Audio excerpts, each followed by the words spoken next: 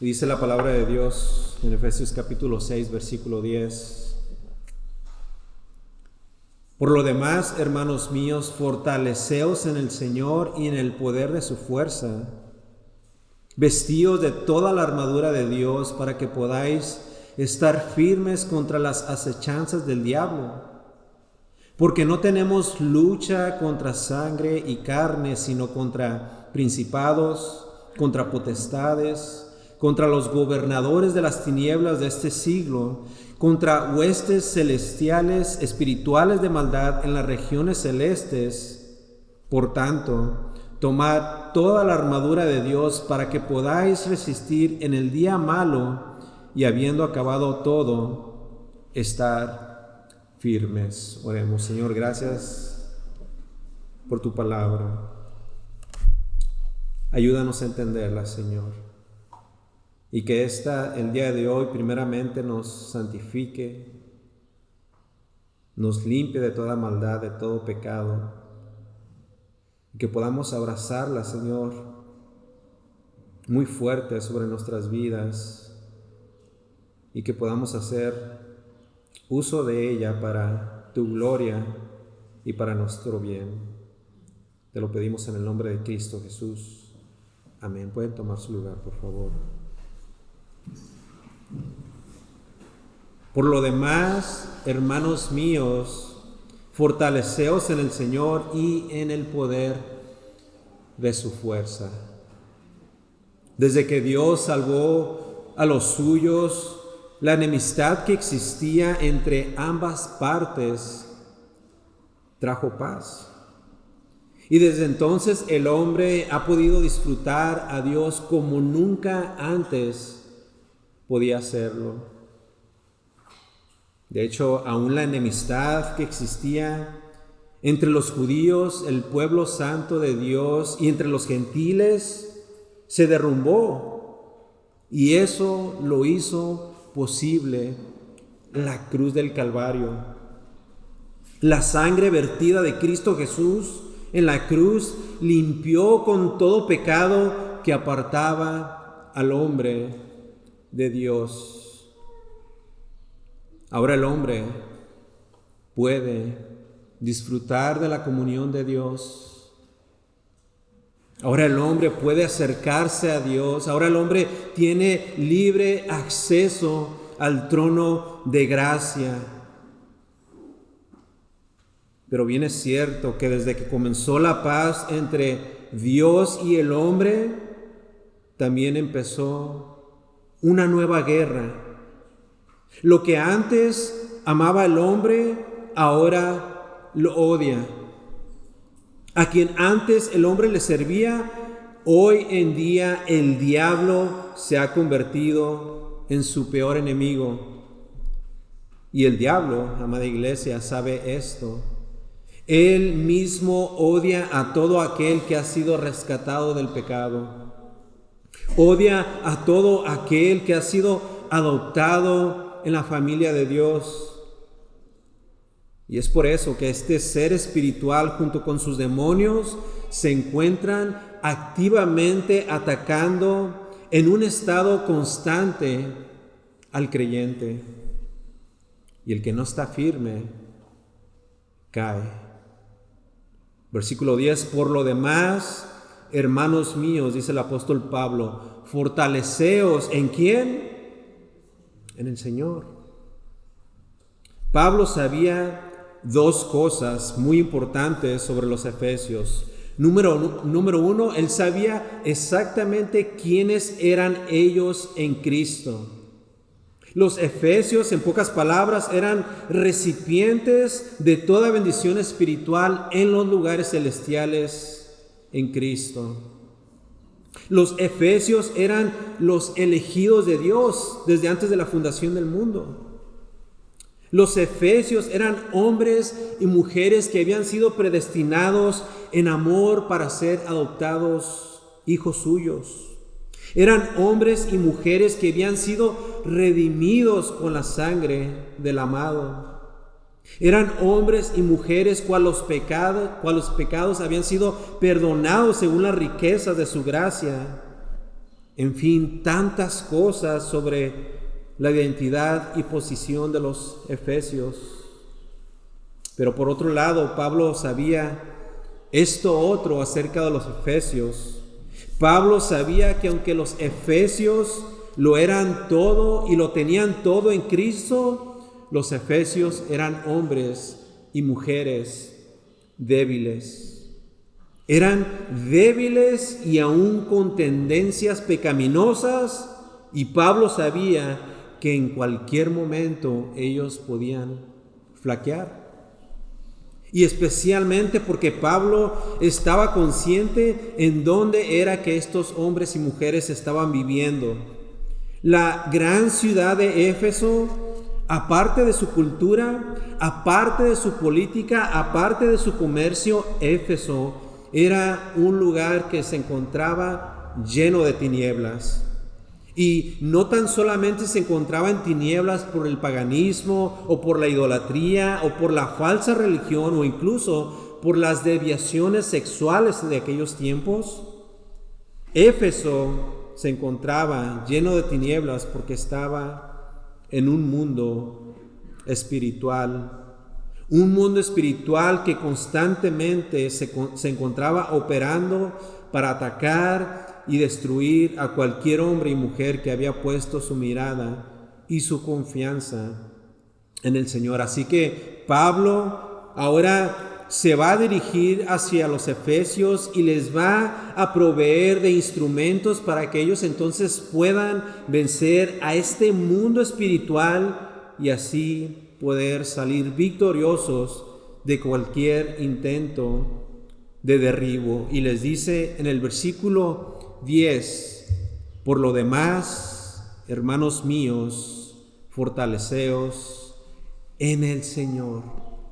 En otras palabras, Pablo les dice a los efesios, ya saben ustedes quién es Dios, ya saben lo que Él hizo por ustedes, ya saben cómo caminar en el Espíritu y por el Espíritu, pero ahora deben de saber y deben de estar conscientes de que aquí no termina la cosa, no termina el asunto. De hecho, hay mucho más por delante. Y es en ese sentido de que todavía ustedes, aunque salvos por la gracia de Dios, aún no están a salvo del todo. Pues aún ustedes continúan en este mundo caído y malvado. Aún ustedes no han sido glorificados, aún ustedes poseen ese cuerpo pecaminoso. Por lo tanto, dice el apóstol Pablo, por lo tanto, ninguno de ustedes estará exento de sufrir ataques espirituales. Amada iglesia, solamente meditemos un poquito sobre esta gran verdad. Constantemente y muy constantemente nosotros, aunque salvos por la gracia de Dios, aunque habiendo sido admitidos a la familia de Dios, aunque nuestros pecados fueron perdonados y clavados en esta cruz, aún hoy en día sufrimos de ataques espirituales. El mundo espiritual existe. El mundo espiritual es real, es tan real como el mundo físico en el cual hoy habitamos. Es tan real que todo aquel que sale de aquí, de este mundo físico, para entrar a él, estará todavía más consciente de quién es él y de lo que está a su alrededor. Por lo tanto, amada iglesia, no podemos ignorarlo. No podemos ignorar el hecho de que aunque somos seres vivientes viviendo en este mundo físico, existe un mundo espiritual. Es por eso que Pablo les dijo a los corintios en su primera carta, en el capítulo 13, versículo 12, ahora vemos por espejo oscuramente, mas entonces veremos cara a cara. Y luego termina diciendo, ahora conozco en parte, pero entonces conoceré como fui conocido. Ciertamente aquí Pablo hablaba del mundo espiritual al cual él y todo creyente irá cuando parta de este mundo. Pero aquí en este pasaje de Efesios, el mundo espiritual al cual Pablo se refiere es aquel que es maligno. Es aquel que procede del mal, aquel que está en contra de Dios, y escuchen, en contra de todo aquel que forma parte de su familia. Aunque tenemos un Dios que es todopoderoso, existe un mundo espiritual que es maligno y que está en constante ataque contra el Hijo de Dios. Estos ataques por las fuerzas espirituales malignas son unos que no paran, y escuchen, y no pararán hasta el día final. Y Pablo, sabiendo esto, prepara a la iglesia y les revela cómo hacer para poder entonces contrarrestar al enemigo y a toda oposición maligna. Así que primeramente les dice en el versículo 10, les dice que confíen en el Señor. Versículo 10, por lo demás, hermanos míos, fortaleceos en el Señor. ¿Por qué dice esto el apóstol Pablo? Bueno, podríamos responder de esta manera, porque lo cierto es que muchos creyentes confían en sí mismos. Incluso hay algunos creyentes que, según ellos, pelean en contra de las fuerzas malignas. Hay algunos creyentes que piensan que ellos de alguna manera tienen el poder para vencer al mal, y eso es un gran error. De hecho, es un grave error. ¿Por qué digo esto? Porque si nosotros meditamos cuidadosamente y diligentemente en lo que las Escrituras dicen en cuanto al mal, las fuerzas del mal verdaderamente son poderosas, muy poderosas. Un ángel poderoso, de hecho, un poderoso ángel llamado Miguel, el arcángel Miguel, ni siquiera se atrevió a contender contra el diablo, ni siquiera se atrevió, dice Judas capítulo 1 versículo 9, ni siquiera se atrevió a proferir juicio de maldición contra él, contra Satanás, sino que dijo: el Señor te reprenda. El creyente por sí solo no puede ni podrá nunca, escucha atentamente, nunca vencer el mal por sí solo.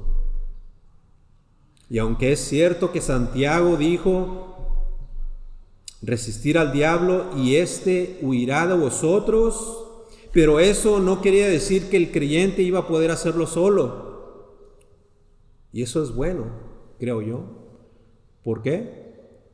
Porque entonces podemos tener la confianza de que no estamos solos, de que no estamos caminando solos por este mundo mientras estamos siendo bombardeados por constantes ataques espirituales. Tenemos a un Dios en el cual podemos confiar. Nosotros somos hombres y mujeres débiles, y decir que podemos solos es incluso blasfemar en contra del nombre del Señor. Mis amados, tenemos un Dios que lo puede todo, un Dios que ha vencido el mal, un Dios que ha tenido el poder de vencer al diablo, a Satanás, las fuerzas del pecado y aún la misma muerte. Así que Pablo les dice a los Efesios, versículo 10, hermanos míos, fortaleceos. ¿En quién? En el Señor. No se fortalezcan en nada ni en nadie más que no sea en el Señor, porque Él es el Señor fuerte y poderoso, el Señor poderoso en batalla, dice el Salmo capítulo 24 versículo 8. Él es, hablando de Cristo, el Padre fuerte, de acuerdo a Isaías capítulo 9, versículo 6. Fortalézcanse en el Señor y solamente en Él y en su poder, porque de Él es donde viene nuestra fuerza. Versículo 10. Fortaleceos en el Señor y en el poder de su fuerza. Esta palabra poder del griego kratos significa que es un poder, que es una fuerza, que es un dominio. También se puede traducir como imperio, poder, proezas o potencia. Eso quiere decir que este poder es un poder que Dios tiene para ejercer y eficazmente. Este es un poder que Dios y únicamente Dios tiene para dominar todo y a todos. Y es por eso que Lucas capítulo 1, versículo 51 dice que Dios hizo proezas, hizo kratos, la misma palabra, hizo proezas con su brazo y esparció con ese poder a los soberbios en el pensamiento de sus corazones. Quitó de los tronos a los poderosos y exaltó a los humildes. A los hambrientos como de bienes y a los ricos envió vacíos. Socorrió a Israel su siervo, acordándose de la misericordia. Esto y más es lo que hace el poder, el kratos de Dios. Y es por eso cuando Pedro exaltaba a Dios, decía en 1 Pedro capítulo 5 versículo 11, a Él sea la gloria y el imperio, el kratos, por los siglos de los siglos. Amén. Así que viendo lo que Pablo les dice a los efesios, esto nos dice algo muy importante. Nos dice que este poder no es un poder interno del individuo, sino uno que es externo. Es uno que viene a socorrernos y especialmente en aquellos momentos de grandes tensiones a nuestras vidas, en esos momentos de ataques espirituales. Mi amado, ¿qué haces tú cuando estás siendo atacado? ¿Confías en tu fuerza? ¿Confías incluso en tu conocimiento? ¿Confías incluso en tu teología? Versículo 10. Por lo demás, hermanos míos, fortaleceos en el Señor y en el poder de su fuerza. Así que ahora, después de haberles dicho esto, Pablo les dirá de una manera específica cómo es que ellos se pueden fortalecer en el Señor y en el poder de su fuerza. Versículo 11. Vestíos de toda la armadura de Dios, para que podáis estar firmes contra las acechanzas del diablo. En otras palabras, Pablo les dice a los efesios, si ustedes visten de esta armadura, entonces podrán contrarrestar a todo tipo de ataque que venga contra ustedes por parte del enemigo, quien es el diablo. ¿Quién es el diablo? El diablo es el enemigo de nuestras almas. Y como él odia a Dios y todo lo que tiene que ver con él, el diablo también a los hijos de Dios los odia y los quiere ver completamente destruidos. Ahora el concepto, viendo el versículo 11, el concepto que Pablo utiliza aquí sobre la armadura es un concepto militar. Pablo tenía en mente lo que formaba parte del uniforme de un soldado romano, su armadura. Aquello que lo protegía cuando éste iba a salir al campo de batalla. Esa armadura que lo iba a proteger de cualquier instrumento de guerra que podía amenazar su cuerpo y aún su propia vida. Y con esto Pablo quiere dar a entender que el creyente está, así como el soldado, dentro de un campo de guerra, una guerra que dura y perdura durante toda su estancia en esta vida, en este mundo. Y en esa guerra siempre va a haber diferentes batallas. Y Pablo no quiere que el creyente sufra de una caída. Él quiere más bien que sepa que el creyente cuenta con la ayuda suficiente para poder vencer contra toda acechanza del diablo.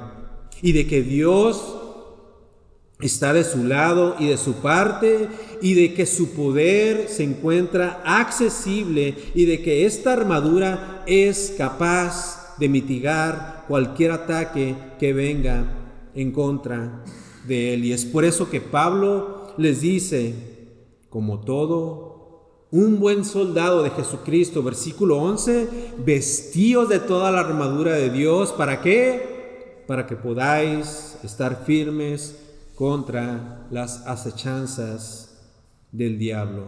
Sin ella, sin esta armadura, vas a sufrir. Vas a sufrir heridas terribles y de gravedad, incluso pueden acabar contigo. Así que póntela, vístete de ella y podrás pararte al frente de la batalla, y entonces estarás firme en el Señor. Nada ni nadie te podrá vencer. Es más fuerte esta armadura, y aunque te prepares en este mundo, y aunque puedas soportar a todos los ataques de los hombres mortales, si tú no te pones esta armadura, más pronto que tarde estarás sobre los suelos, con dolor, con aflicción, llorando con grande angustia, porque estos ataques, aunque espirituales, son reales. Son reales, y Pablo, inspirado por el Espíritu Santo, se los hace saber de la siguiente manera. Versículo 12. Porque no tenemos lucha contra carne y sangre, sino contra principados, contra potestades, contra los gobernadores de las tinieblas de este siglo, contra huestes espirituales de maldad en las regiones celestes. Aunque sufrimos constantes ataques de seres humanos, estos no tienen la misma capacidad de herirte. Y dice, nuestra lucha no es contra sangre y carne. O sea que esta lucha no viene en realidad de hombres mortales como tú y como yo. Nuestros ataques vienen de seres espirituales tan fuertes y tan poderosos como tú no te imaginas. Estos seres te pueden quebrantar de tal manera que quedarías decimado, quedarías lisiado y con pocas esperanzas. Así que Pablo les dice, ¿quiénes son estos seres espirituales? No son hombres como tú y como yo. Ellos te van a atacar, sí, pero jamás podrán hacer lo que estos seres te pueden hacer. Y Pablo les dice exactamente quiénes son ellos. Les dice en el versículo 12, son principados, potestades, gobernadores de las tinieblas de este siglo, huestes espirituales de maldad en las regiones celestes. En otras palabras, son demonios, son ángeles caídos. Ahora, no tendríamos el tiempo suficiente para ir uno por uno y explicar quiénes son y qué hacen. Pero lo que Pablo hace aquí es básicamente poner una lista de ángeles, de demonios caídos por orden de autoridad. O sea que los demonios son seres espirituales y bien organizados como una jerarquía de ángeles caídos, principados, potestades, gobernadores de las tinieblas de este siglo, huestes espirituales de maldad en las regiones celestes. Pero después de haberles dicho eso, ahora Pablo les dirá exactamente cuál es esa armadura. Les dirá de lo que consiste y qué tan efectiva es ella, y tanto así que ésta les protegería de todo tipo de ataque espiritual por parte de las fuerzas angélicas del mal. Pero primeramente quiero hablar un poquito más acerca de este concepto que Pablo utiliza, del concepto militar. Antes de entrar de lleno en lo que consiste esta armadura, veamos el por qué Pablo utiliza este concepto tipo militar. De hecho, esta no es la primera ni la última vez que Pablo utiliza esta terminología o este concepto. A los tesalonicenses les dijo algo muy, pero muy similar. Yo les leo en 1 Tesalonicenses capítulo 5, versículo 8, les dijo a los tesalonicenses: pero nosotros que somos del día, seamos sobrios, habiéndonos vestido con la coraza de fe y de amor y con la esperanza de salvación como yelmo o como casco.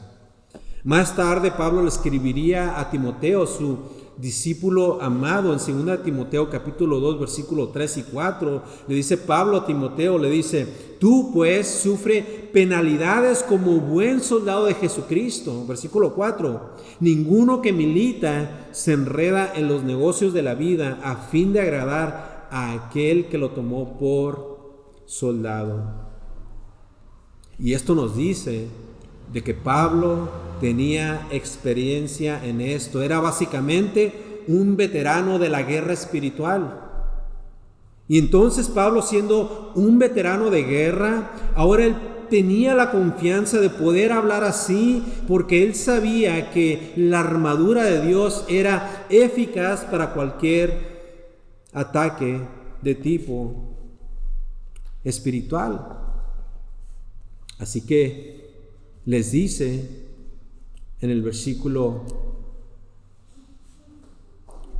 14,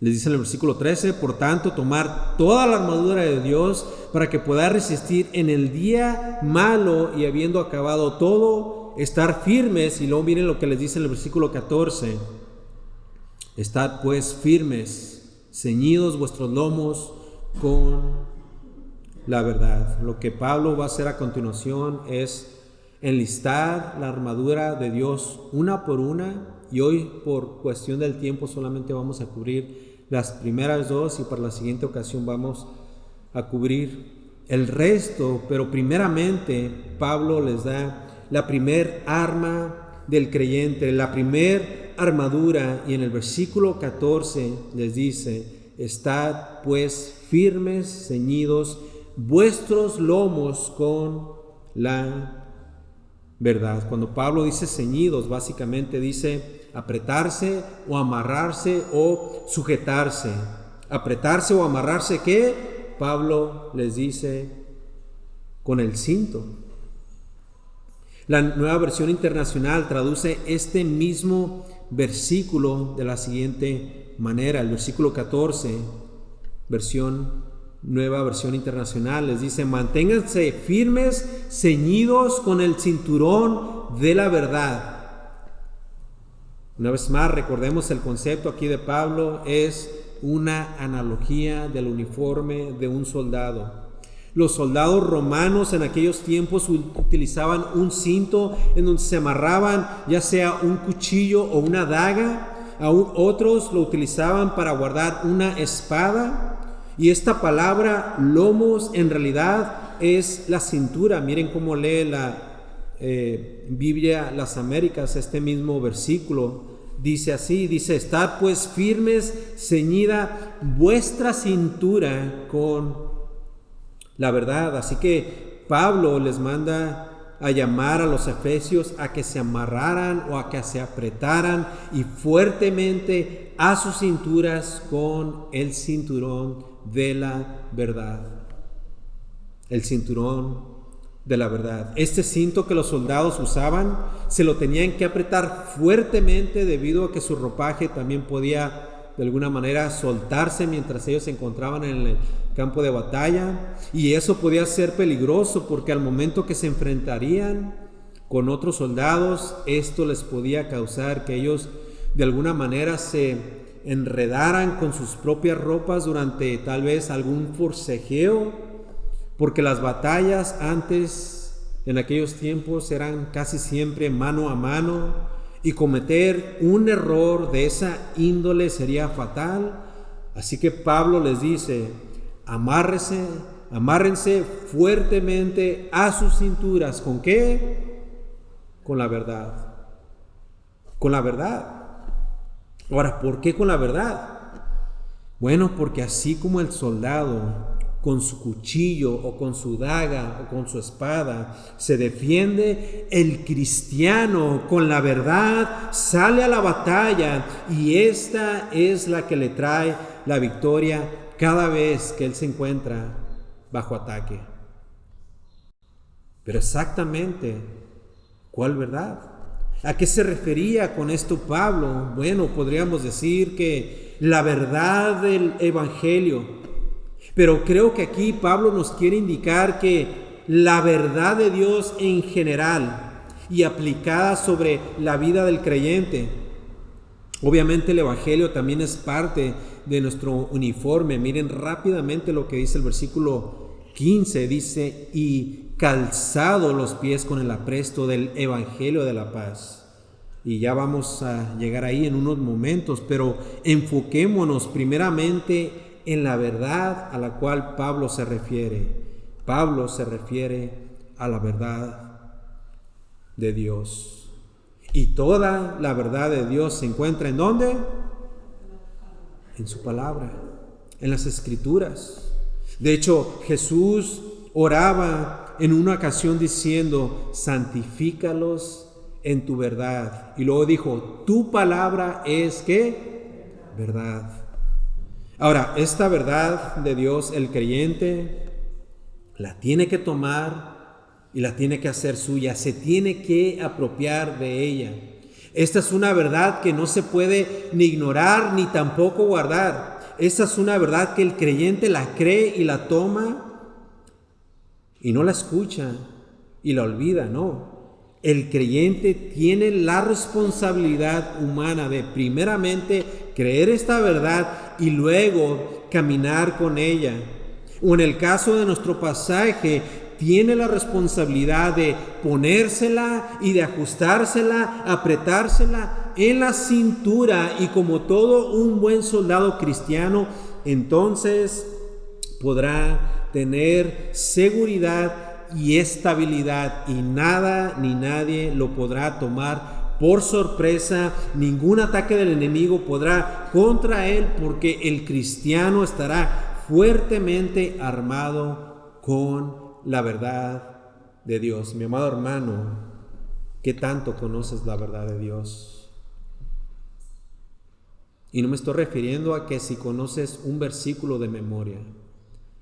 ¿Cuánto de la palabra de Dios que lees y escuchas constantemente y diariamente la tomas, la llevas a tu corazón, deja que esta transforme y renueve tu mente y tu corazón?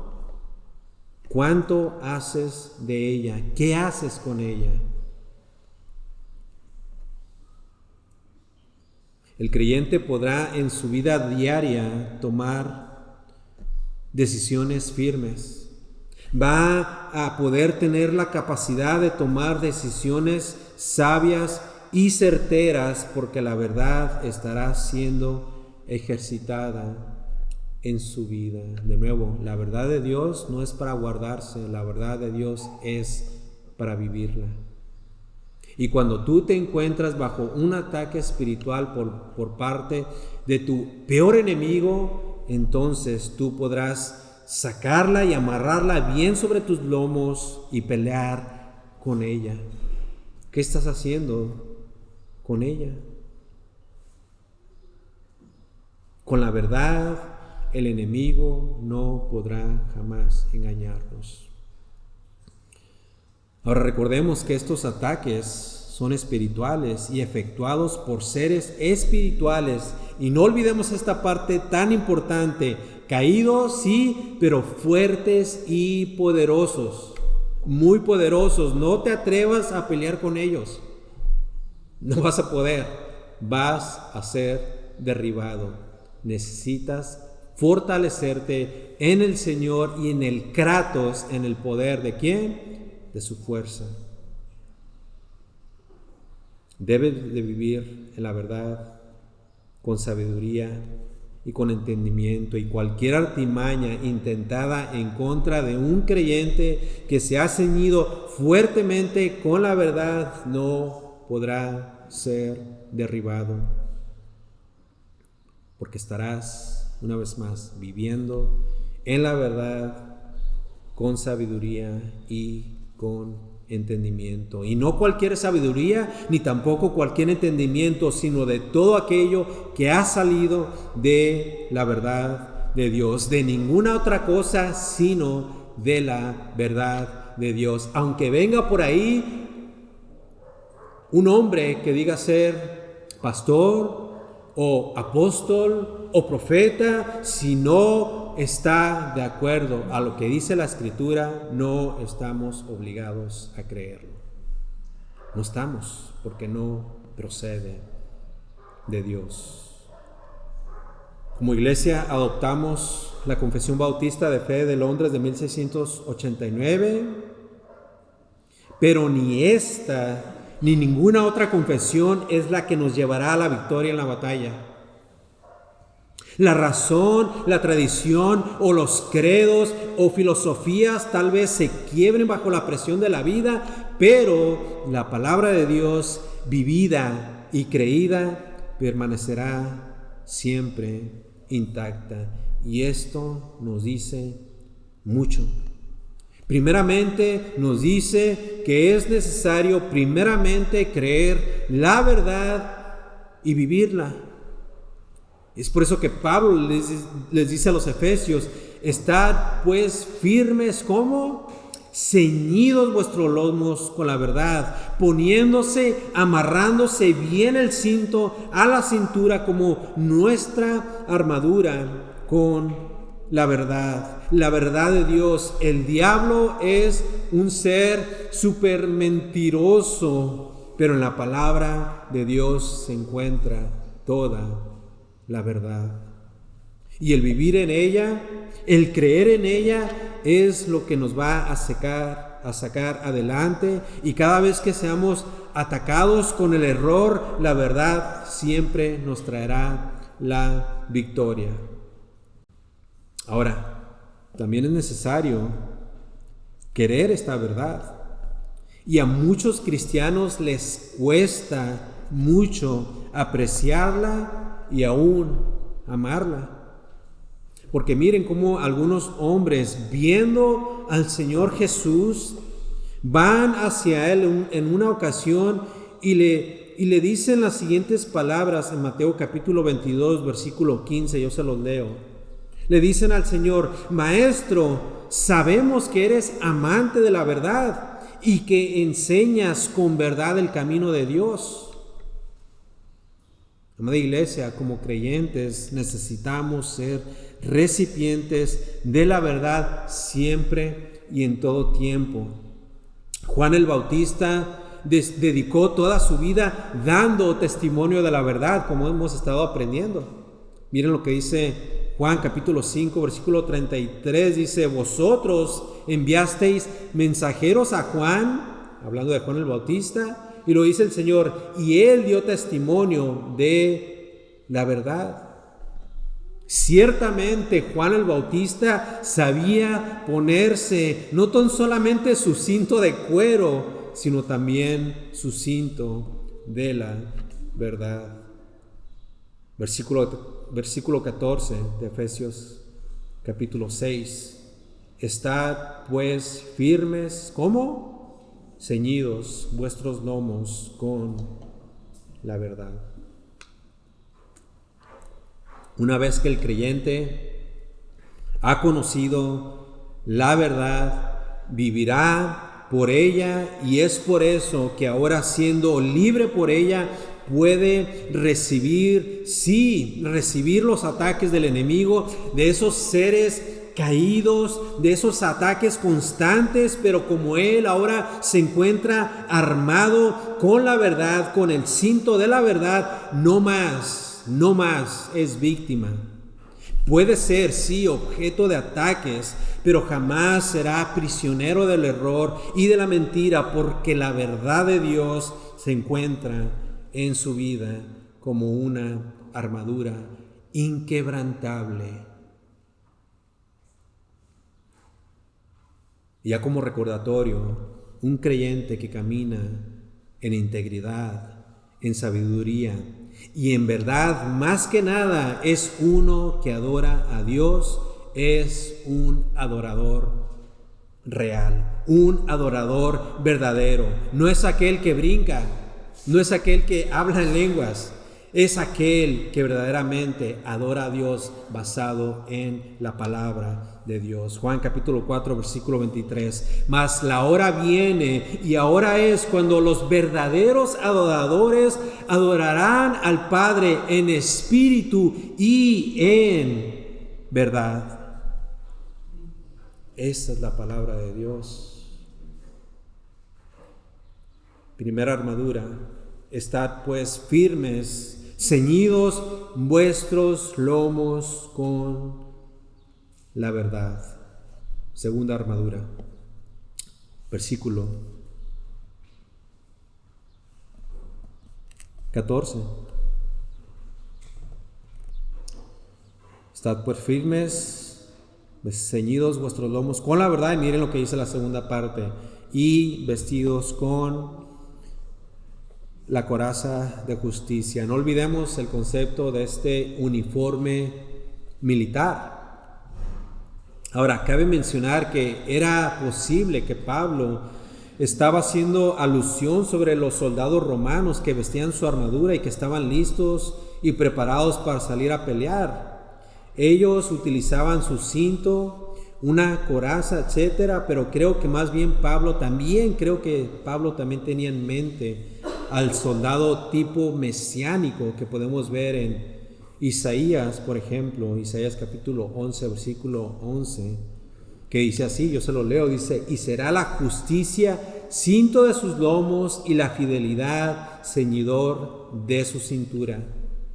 Y luego en ese mismo libro, pero en el capítulo 59 de Isaías, versículo 17, dice: pues de justicia se vistió como de una coraza, con yelmo de salvación en su cabeza, tomó ropas de venganza por vestidura y se cubrió de celo como de manto. Y esto es porque Pablo era un hombre bíblico, era un hombre escritural, y aunque no los está citando estos versículos de Isaías palabra por palabra, parece ser que eso es lo que tiene en mente y lo adapta para aplicarlo ahora al guerrero cristiano. Y de nuevo, es por eso que ya había hablado sobre esta ilustración o metáfora anteriormente, como leímos hace unos momentos en Primera de Tesalonicenses capítulo 5 versículo 8, se lo leo de nuevo, que dice así: pero nosotros que somos del día, seamos sobrios, habiéndonos vestido con la coraza de fe y de amor y con la esperanza de salvación como yelmo. Y creo que él había encontrado el perfecto ejemplo de ilustración para poder utilizarlo como un método que podría ser aplicado al creyente. Y ahora les dice, después de haberle dicho que se pusieran el cinto de la verdad, ahora les dice que se tienen que poner la coraza. ¿Qué es una coraza? Básicamente la coraza es como un caparazón que sirve para proteger el área frontal del soldado. Es para proteger el pecho y todo lo que se encuentra detrás de él, o sea, el corazón, todos los órganos importantes. La coraza es el equivalente al chaleco antibalas de hoy en día que usan los policías o incluso también los soldados. Entonces aquí Pablo ciertamente tiene en mente esa coraza de Dios como un guerrero. Esto es lo que dice Isaías capítulo 59 versículo 17, dice, hablando de Dios: pues su justicia se vistió como de una coraza. O sea que Dios, siendo un juez justo, siempre se encuentra vestido de justicia. Y como dijo un comentarista, y cito: el guerrero divino se vistió con la justicia para luchar contra la injusticia y traer redención a su pueblo. Fin de la cita. Así, de la misma manera, el creyente se viste y se pone esa coraza de justicia. Ahora, es importante mencionar esto. Tenemos que recordar que esta justicia no es nuestra. Esta justicia es una que se nos ha sido imputada a nuestro favor. Es una justicia que no procede de nosotros. Es una justicia que, como dijo Martín Lutero, una justicia ajena. Es una justicia que se imparte a nuestro favor. Esto es lo que dice Romanos capítulo 3, versículo 21, que la justicia de Dios ha sido manifestada, dice, pero ahora, aparte de la ley, se ha manifestado la justicia de Dios, que ha sido testificada por la ley y por los profetas. En el versículo 22 de ese mismo libro, Romanos capítulo 3, dice que esta justicia es dada a todo aquel que cree en su Hijo Jesucristo. Dice, la justicia de Dios por medio de la fe en Jesucristo para todos los que creen en Él.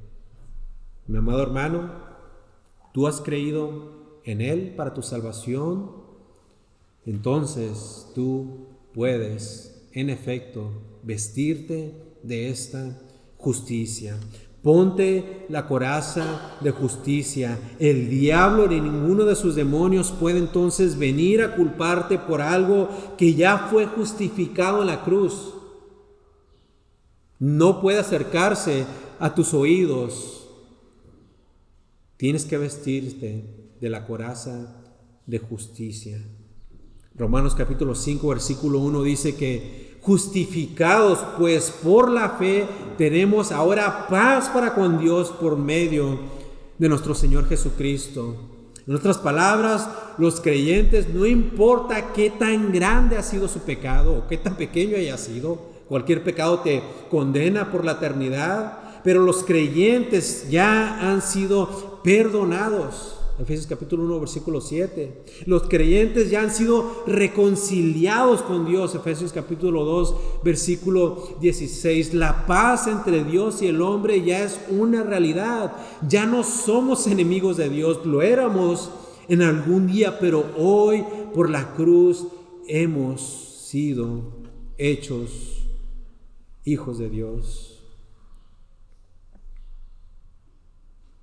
Pero aún así necesitamos ponernos la coraza de la justicia. El diablo, recordemos, el diablo del griego diabolos quiere decir acusador. Constantemente está apuntándonos y acusándonos. Y él se encuentra activamente haciendo esto delante de Dios.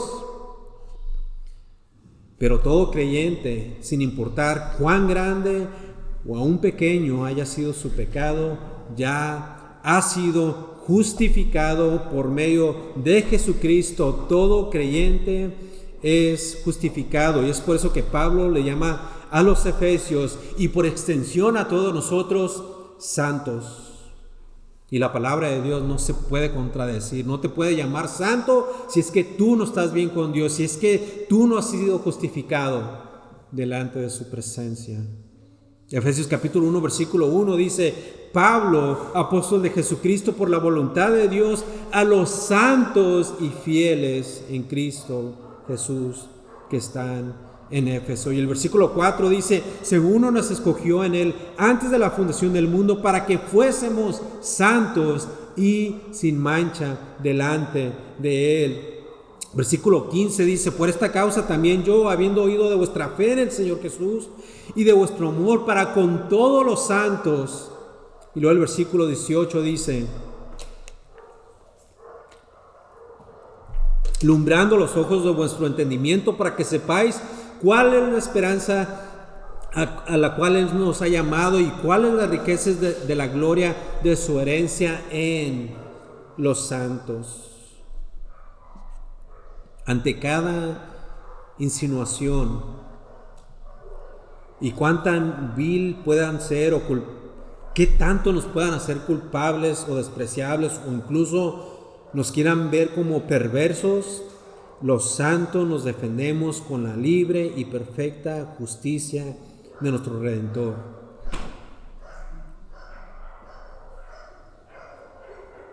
ya no podemos ser acusados.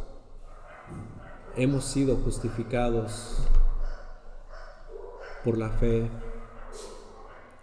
en Cristo Jesús. Así que de esta manera, si se nos avienta alguna lanza, algún dardo, este solamente rebotará en contra de esta coraza y va a caer sobre la tierra ya despuntado.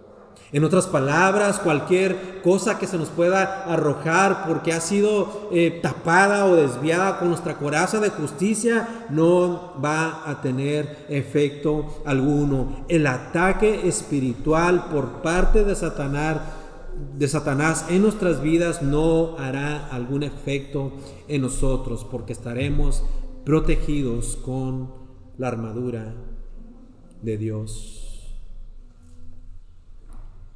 ¿Continúas peleando en tus propias fuerzas?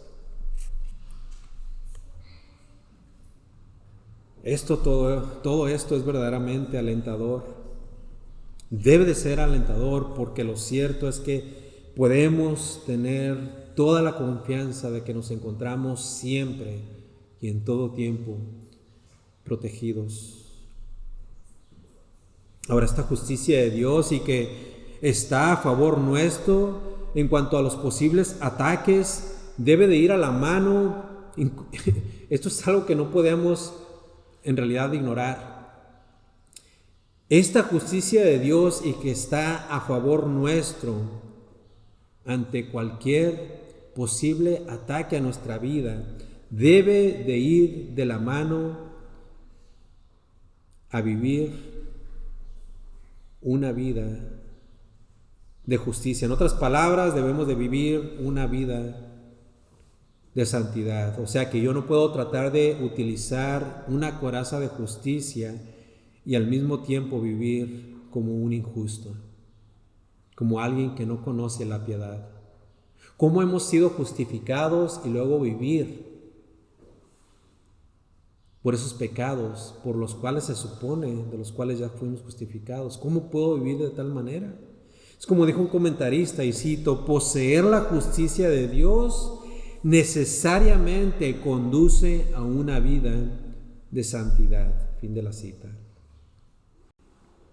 Ciertamente en algunas ocasiones el creyente va a caer y tal vez volverá a caer, y aunque es creyente nunca se encontrará viviendo debatido y en derrota, porque la coraza de justicia se la ha puesto para poder hacer todas las cosas que le convienen y no las que le aparten de su Señor. Dijo un autor: la práctica del pecado y la indiferencia ante el llamamiento de Dios a una vida de pureza e integridad le hace a uno vulnerable a los ataques del diablo y a sus emisarios. Fin de la cita. Y es por eso que para el creyente la justicia de Dios obtenida por fe mediante Cristo Jesús, nuestro Redentor, se convierte en un arma importante para poder defenderse contra los ataques demoníacos. Ahora, ya para terminar, pensando un poquito sobre nuestra condición pasada, desde que Él nos salvó y sabemos cuál era nuestra posición. Antes éramos enemigos de Dios, estábamos enemistados con Él, pero por medio de la cruz la paz ha sido vuelta a nosotros. Hemos sido traídos al trono de gracia, y hoy como nunca podemos disfrutar de su presencia. Hoy como nunca podemos verdaderamente cumplir con nuestra función básica como ser humano. Podemos glorificar en Dios en todo lo que hacemos. Pero de nuevo es cierto que desde que comenzó la paz entre nosotros y entre Dios, ha comenzado una nueva guerra.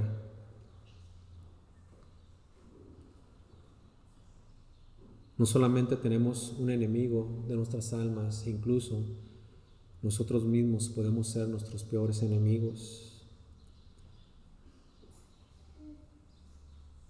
Pero todo esto es producto de ese mundo espiritual Y lo cierto es, como hemos visto, que los demonios, los seres caídos, esos seres espirituales se encuentran activamente influenciándonos, tratando de que caigamos. El diablo nos odia a Dios y por lo tanto nos va a odiar a nosotros, y por esa razón constantemente nos va a estar atacando. Y el que no está firme ciertamente va a caer. Pero Pablo, y por extensión a todos nosotros, nos ha alentado a que nos fortalezcamos en el Señor y en el poder de su fuerza. El mundo espiritual es real, amada iglesia. No lo vemos, no lo sentimos, pero es tan real como este mundo físico en el cual vivimos hoy. Y tenemos que estar conscientes de esto. No podemos decir que somos supercristianos. No, mis amados, somos seres verdaderamente débiles. Nuestra única confianza se encuentra en el Señor. Y hoy podemos aprender que está accesible, hoy más que nunca, la armadura de Dios, la cual podemos tomar, ponérnosla, vestir de ella y poder ser victoriosos. ¿Qué estás haciendo tú con esto? ¿Qué estás haciendo con la armadura de Dios? Hoy, gracias a Dios, vimos 2 de ellas.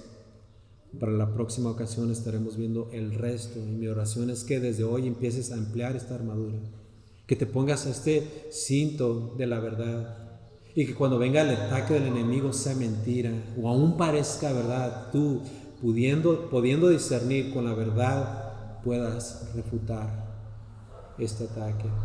Que te pongas la coraza de justicia, que aún recordando quién fuiste en el pasado, ahora recuerdes que has sido justificado por la fe en Cristo Jesús. Nadie, ni el mismo diablo, puede acusarte, ni aún tu propia conciencia. Has sido perdonado y justificado. Eres hijo de Dios. Por lo tanto, tienes la fuerza del Señor para poder combatir y salir victorioso. Ahora, todo esto que he mencionado es solamente y únicamente y exclusivamente para el creyente. Si tú no eres creyente, tú no vas a poder hacer uso de estas armas. La armadura de Dios no está accesible para ti. Por lo tanto, déjame predicarte el Evangelio. La Biblia dice que tenemos un Dios que ha creado los cielos y la tierra. Cuando Él creó al hombre, lo hizo perfecto, le hizo su ayuda idónea. Les dio una orden básica. Les dijo que se fructificaran y se multiplicaran. Una vez estando ellos en ese huerto, en el Edén, hecho todo en perfección, porque lo hizo todo perfecto, les dijo que no comieran de este fruto, del fruto prohibido, porque ciertamente del día que ellos comieran, iban a morir. Y viene el enemigo de nuestras almas, la serpiente antigua, y engaña a Eva. Ella le da de comer al varón, a Adán, y ambos caen de la gracia de Dios. Y en el momento que ellos caen, toda la tierra es maldecida y todo lo bueno que Dios había creado se corrompió. Por lo tanto, todo hombre que nace de una mujer lleva la maldición del pecado. Todo hombre después de Adán ha nacido bajo una naturaleza pecaminosa, aún los bebés, y esto es lo que dice el Salmo capítulo 51. En maldad he sido, en pecado he sido concebido. Por lo tanto, ¿qué es lo que podemos hacer? En realidad nosotros no podemos hacer nada. Ya vimos que aún como creyentes somos débiles y necesitamos de la fuerza del Señor. Con más razón, aquel que está en esa condición caída jamás podrá hacer algo para poder acercarse a Dios. Y aquí es donde vienen las buenas noticias, el Evangelio. Dios, viendo la condición caída del hombre, envía a su Hijo unigénito para que todo aquel que en Él cree no se pierda, mas tenga vida eterna. No tienes que hacer nada. Él, el Hijo, lo hizo todo por ti. Él vino a esta tierra y vivió una vida de perfección. Cada día de su vida, cada segundo de su vida, cada pensamiento fue puro. lo que nosotros no podemos hacer ni un solo momento. El primer mandamiento Él lo cumplió a perfección. Amó a Dios, su Dios, con toda su mente, toda su fuerza y toda su alma, y obedeció la ley a perfección. Y cuando Él fue a esa cruz y tomó los pecados de todos nosotros, los que íbamos a creer en Él, Dios le castigó. La ira de Dios cayó sobre Él para que tú no tengas que morir. La paga del pecado es la muerte. Él la sufrió por ti. Solamente tienes que creer en Él, en lo que Él es y en lo que Él hizo. Si tú puedes hacer esto, pones tu confianza completa en Él y te arrepientes de tus pecados, puedes en efecto tener la vida eterna. Y como todo creyente, entonces podrás tomar la armadura de Dios y vivir esta vida dura y difícil, pero llena de esperanza, porque tienes ahora un Dios en el cual puedes descansar. Señor, gracias por tu palabra y gracias, Señor, por lo que nos has recordado, Señor, que está a nuestra disposición, y tan solamente tenemos que acudir, Señor, a ella y tomarla y hacer uso de ella, Señor. Perdónanos si no lo hemos hecho como debiéramos, pero tráenos la convicción, Señor, que tu Espíritu nos convenza y nos haga saber, Señor, que esta es tu palabra de verdad y que necesitamos, Señor, ponerla por obra en nuestras vidas, Señor. Que mis hermanos puedan comenzar a tomar, Señor, la armadura que está accesible para ellos y puedan vencer contra todo ataque espiritual y puedan glorificar tu nombre, Señor, por medio de ella. A los incrédulos, Señor, rogamos que los salves y que los arrebates de las manos del infierno, de las llamas del infierno, de las manos de Satanás y aún de su propio pecado, Señor. Que tu ira no caiga sobre ellos en el día final, sino que pueda reposar, Señor, en la cruz del Calvario. Te lo pedimos, Señor, en el nombre glorioso de tu Hijo Jesucristo. Amén.